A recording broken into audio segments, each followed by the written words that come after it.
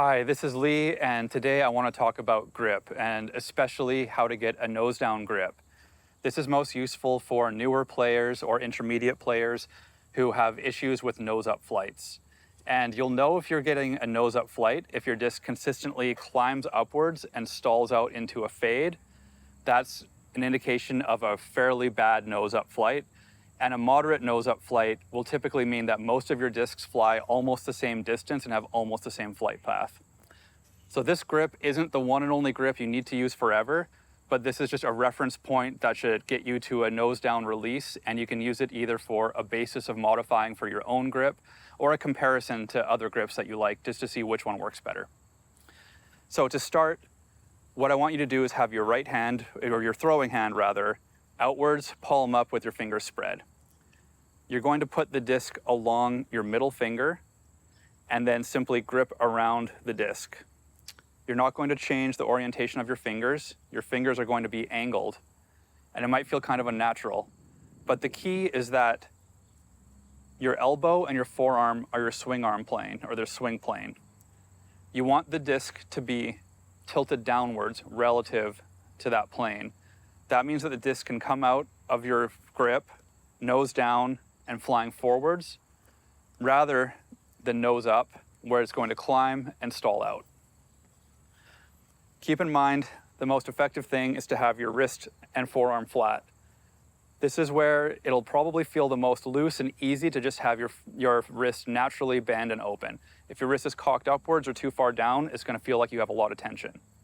When you have your palm open, the disc along your middle finger, grip around the disc and have your wrist and your forearm flat, and you should see that the disc is more tilted down than the forearm. Kind of like that's an extreme example, but you do not want this situation. If I was just going to pick up a disc, how it feels the most comfortable to me, that's how it feels comfortable in my hand, but this would be a terrible flight. This would result in the disc climbing up and stalling out to the left, no matter how understable the disc is supposed to be. You can play around with this tilt, you can play around with the height in your hand, you can play around with stacking some fingers or removing some fingers, but this is most key to me, is making sure that you have a good tilt on the disc so it's set up for a nose-down flight.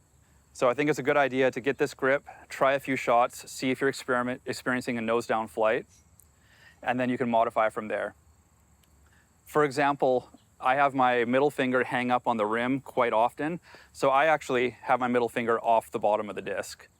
Other people might not like their pinky on the disc, so they might take it off. You can do a lot of changes depending on your hand size and what's comfortable for you.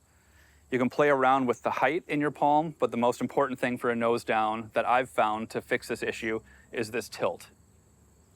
I'm going to show a couple of shots with the exact same input effort, one with nose up, one with nose down, and you can see the difference in how the exact same driver mold reacts to the same throw, just with a grip change.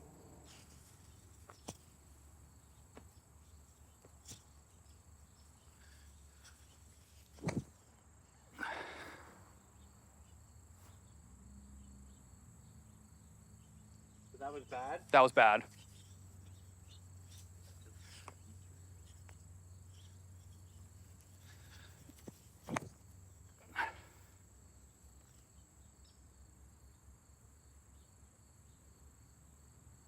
Perfect.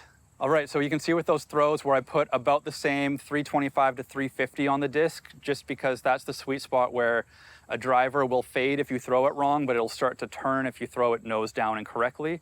You can see the difference in a flight path that just the grip has when the swing feels essentially the same. So definitely experiment with that. Try it with different discs. They might react differently. Again, mid-ranges and putters are a little bit less sensitive to nose angle changes, but fairway drivers and sharp wing distance drivers like this one here are very sensitive to a poor nose angle. So you'll likely see the biggest changes with those styles of discs. Thanks for joining me today.